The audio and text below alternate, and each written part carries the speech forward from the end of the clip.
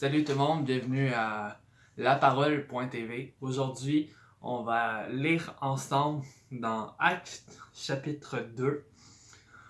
Donc, ça fait un certain temps qu'on n'a pas lu la parole ensemble, c'est parce que la petite Ataya, ma fille, à moi, puis à Iana, mais nous avons, elle est née en réalité, et elle va très bien, fait c'est une transition aussi à faire entre revenir à la vie normale avec un enfant, s'habituer, etc. En ce moment, je suis en congé, mais bientôt, je vais recommencer à travailler. Fait c'est sûr qu'il va y avoir...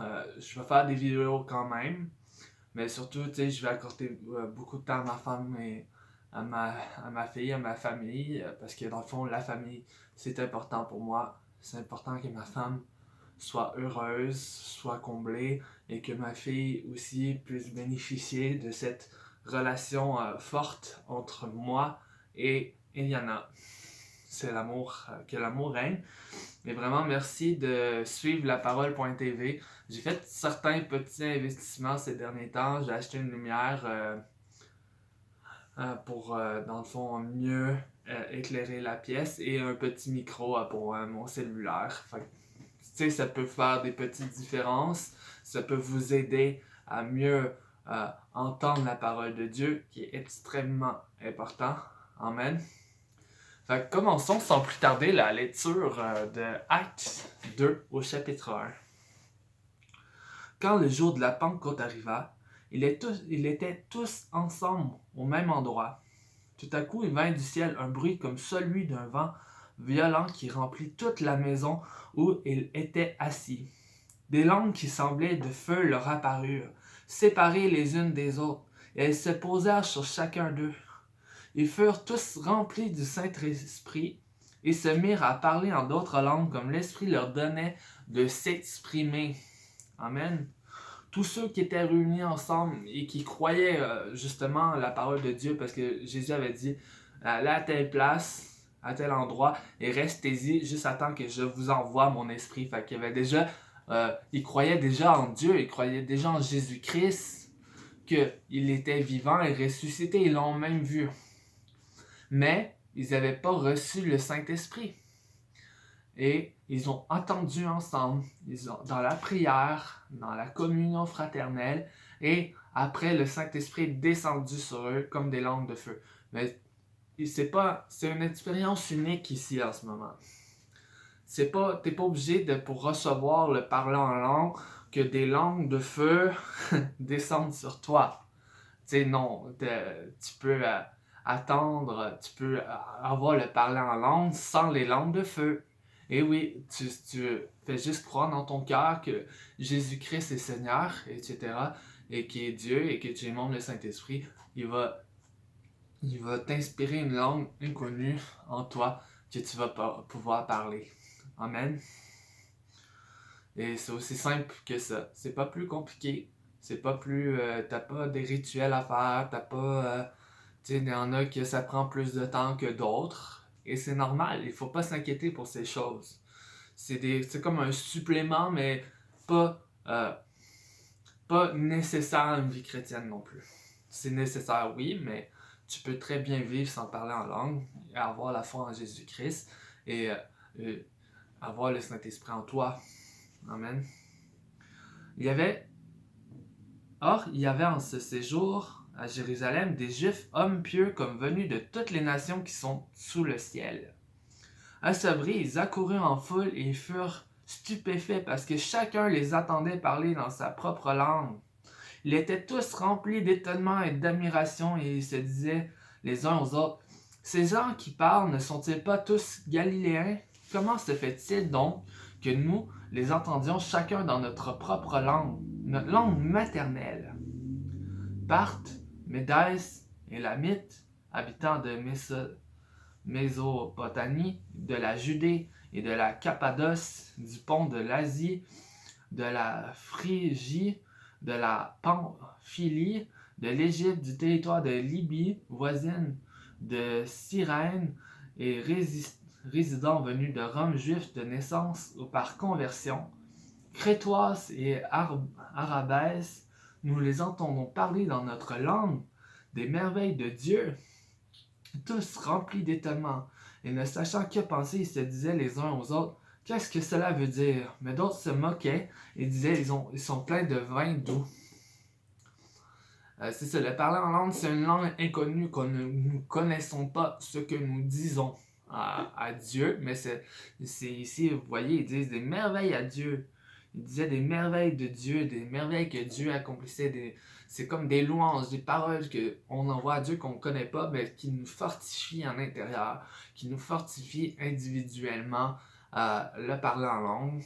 Et c'est des grâces qu'on rend à Dieu et des mots incompréhensible, mais qui nous rend plus forts dans notre marche chrétienne. Fait que si vous vous sentez des fois un peu en dépression, ou que vous manquez quelque chose, ou vous êtes malheureux, mais essayez de parler en langue. Vraiment, vous savez pas quoi dire dans la prière, vous savez pas quoi dire à Dieu. Parlez en langue, car vous allez glorifier Dieu et vous allez savoir que vous entretenez votre communion avec Dieu. Amen. Alors Pierre debout, au verset 14, alors Pierre debout avec les 11 apôtres s'exprima d'une voix forte en ces termes. Hommes de Judée, vous tous qui séjournez à Jérusalem, comprenez ce qui se passe et prêtez l'oreille à mes paroles. Ces gens ne sont pas ivres, comme vous le supposez, car il est 9 heures du matin. Mais maintenant se réalise ce qu'a dit le prophète Joël. Dans les derniers jours, dit Dieu, je déverserai de mon esprit sur tout être humain. Vos fils et vos filles prophétiseront, vos jeunes gens auront des visions et vos vieillards auront des rêves. Oui, sur mes serviteurs et sur mes servantes. Durant ces jours-là, je déverserai de mon esprit et ils prophétiseront. Je ferai des prodiges en haut dans le ciel et des signes miraculeux en bas sur la terre. Du sang, du feu et une vapeur de fumée, le soleil se changera en ténèbres et la lune en sang avant l'arrivée du jour du Seigneur, de ce jour grand et glorieux. Alors toute personne qui fera appel au nom du Seigneur sera sauvée. Amen. Toute personne qui fera appel au nom du Seigneur sera sauvée dans ces derniers temps. Et Jésus est revenu sur terre. Il a fait son retour aux disciples. Il est revenu en 40 jours et il les a enseignés en fait. Et à partir de ce moment-là où Jésus est revenu, c'est vraiment des temps uniques. On est dans un temps unique depuis le retour de Jésus-Christ où la grâce est sur la terre. Et plus que le temps avance, plus que le temps de la fin, comme ici Pierre disait, approche. Tu sais, à chaque jour, à chaque heure, à chaque minute, le temps de la fin approche. C'est vrai. Et l'Esprit de Dieu veut se répandre sur tout ça. Fait, si tu ne connais pas Dieu, mais tu fais appel à lui, il va te déverser son esprit sur toi, sur des filles, sur des enfants, sur n'importe qui, des gens qui ne sont pas des prêtres, des pasteurs, des gens importants. Parce qu'à l'époque, dans l'Ancien Testament, c'était des prophètes, c'était les rois qui avaient l'Esprit, le Saint-Esprit. Mais là, maintenant, c'est sur toute chair, c'est dans les derniers temps. Sur toute chair, je vais répandre mon esprit. Un enfant de 5 ans qui accepte Jésus-Christ et qui reconnaît ses fautes comme pécheur peut recevoir l'Esprit de Dieu. Amen. Alors, verset 22. Israélites, écoutez ces paroles. Dieu vous a désigné Jésus de Nazareth en accomplissant par lui, au milieu de vous, des miracles, des prodiges et des signes, comme vous le savez vous-même. Cet homme vous a été livré suivant le projet défini de la préscience de Dieu. Vous l'avez arrêté. Vous l'avez fait mourir sur une croix par l'intermédiaire d'hommes impies. Mais Dieu a brisé les liens de la mort. Il l'a ressuscité parce qu'il n'était pas possible qu'elle la retienne. En effet, oui, la mort n'a pas pu retenir Jésus-Christ parce qu'il était parfaitement sans tache, sans péché devant Dieu. Fait, ainsi, il a pu dans le fond, ressusciter, nous racheter par la suite, prenant nos fautes et nos péchés, si on lui donnait et nous pardonnait. Il a eu cette autorité-là. Verset 25. En effet, Dieu dit à propos de lui, « Je croyais constamment le Seigneur devant moi, parce qu'il est à ma droite, afin que je ne sois pas ébranlé. C'est pourquoi mon cœur est dans la joie et ma langue dans l'allégresse, même mon corps reposera en espérance. Car tu n'abandonneras pas mon âme au séjour des morts, tu ne permettras pas que ton sein connaisse la décomposition. Tu m'as fait connaître les sentiers de la vie, et tu rempliras de joie par ta présence. Mes frères, qu'il me soit permis de vous parler en toute franchise au sujet du patriarche David. Il est mort, il a été enseveli, et son tombeau existe encore aujourd'hui parmi vous. Alors, il était prophète. Il savait que Dieu lui avait juré par serment de faire surgir le Messie, un de ses descendants, pour le faire asseoir sur son trône. C'est donc la résurrection du Christ qu'il a prévue et annoncé en disant qu'il ne serait pas abandonné au séjour des morts et que son corps ne connaîtrait pas la décomposition. Ici, les Juifs croyaient que le Messie allait être David, ou comme David, un guerrier, un homme de guerre qui allait conquérir toute la terre, tous les gens, tous les royaumes pour le mettre sous l'autorité de Dieu, le royaume de Dieu. Mais ici, Jésus a vraiment bouleversé toute leur idée en venant en homme de paix, en venant en homme aidant, qui s'intéresse aux gens, qui veut faire le bien alentour de lui et qui s'intéresse surtout aux pauvres et à ceux qui sont dans le besoin. Et qui s'intéressait à n'importe qui, dans le fond, qui s'intéressait à lui. Et c'était un homme de bien et non un homme de guerre comme les Juifs espéraient, comme en David. Au verset 32, c'est ce que Jésus dit, que Dieu... verset 32, c'est ce Jésus que Dieu a ressuscité. Nous en sommes tous témoins, élevés à la droite de Dieu. Il a reçu du Père le Saint-Esprit qui avait été promis. Il l'a déversé comme vous le savez et l'attendez maintenant. David, en effet, n'est pas monté du ciel, mais il dit lui-même, le Seigneur a dit à mon Seigneur, assieds-toi à ma droite jusqu'à ce que j'aie fait de tes amis ton marchepied, que toute la communauté d'Israël sache donc avec certitude que Dieu a fait Seigneur et Messie ce Jésus que vous avez crucifié. Il va pas de même morte. Après, verset 37, après avoir entendu ce discours, ils eurent le cœur vivement touché et dirent à Pierre et aux autres apôtres, frères, que ferons-nous? Pierre leur dit, changez d'attitude et que chacun de vous soit baptisé au nom de Jésus-Christ pour le pardon de vos péchés et vous recevrez le don du Saint-Esprit. Amen. C'est si simple que ça, être enfant de Dieu. Voyez? Changez d'attitude et chacun de vous soit baptisé au nom de Jésus-Christ pour le pardon de vos péchés. Amen. Baptiser, ça veut dire immerger en Jésus-Christ et mort au péché et vivant pour Christ. Vous comprenez? Et vous recevrez le don du Saint-Esprit. Amen. En effet, la promesse est pour vous, pour vos enfants et pour tous ceux qui sont au loin, en aussi grand nombre que le Seigneur notre Dieu les appellera. Et par beaucoup d'autres paroles, il rendait témoignage, il les encourageait en disant, savez-vous de cette génération, sauvez-vous de cette génération pervertie. Aujourd'hui, au Québec, il y a un projet de loi récemment que j'ai vu qui veulent justement interdire de prêcher la repentance. C'est le message de l'Évangile. On ne peut pas laisser ça aller comme ça. Il faut manifester, il faut dire notre désaccord et ne pas laisser ces gens prendre le pouvoir de nous empêcher, d'empêcher. Le Canada a été fondé par des croyants comme nous, des catholiques et des protestants aussi.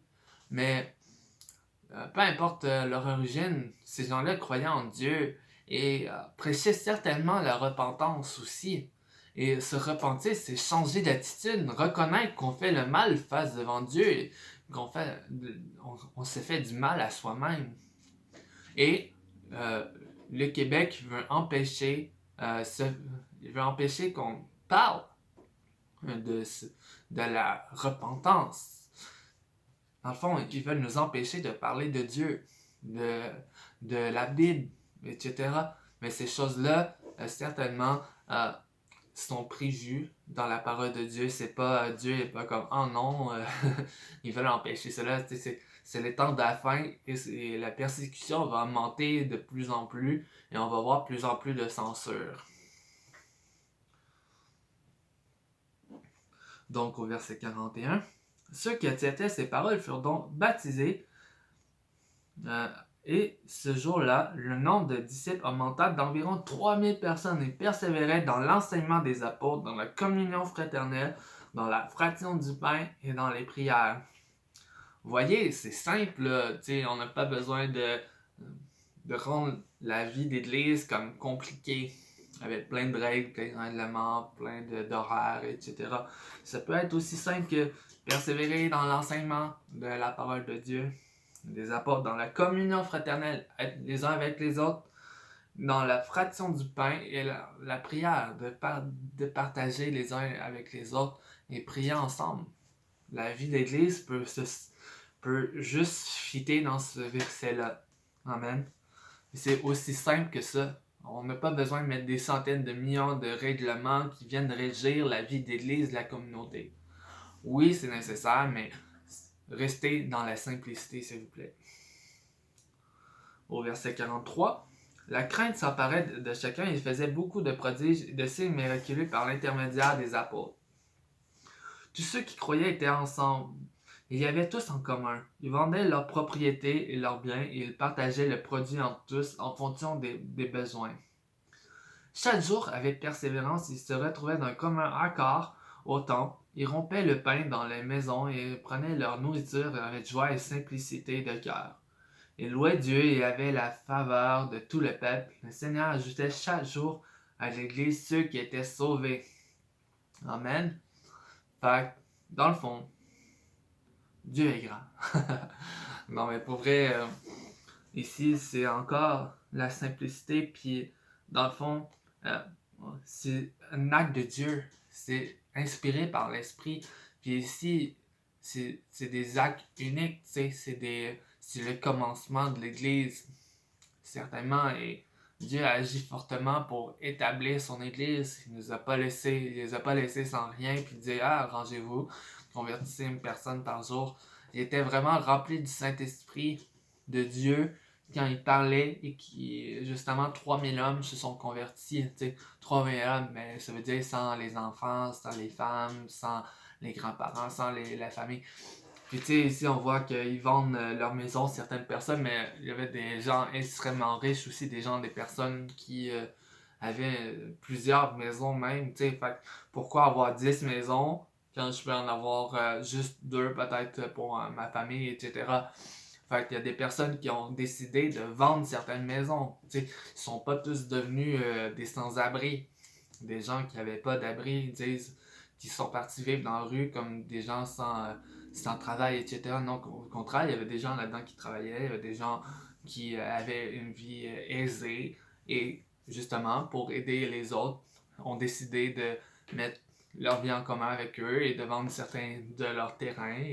Et voilà, c'est comme ça qu'ils ont fait. T'sais. Dieu veut pas tous qu'on soit sans abri et qu'on se promène dans les rues, qu'on vende nos terrains et qu'on n'ait plus rien, qu'on soit dépendant des autres. Amen.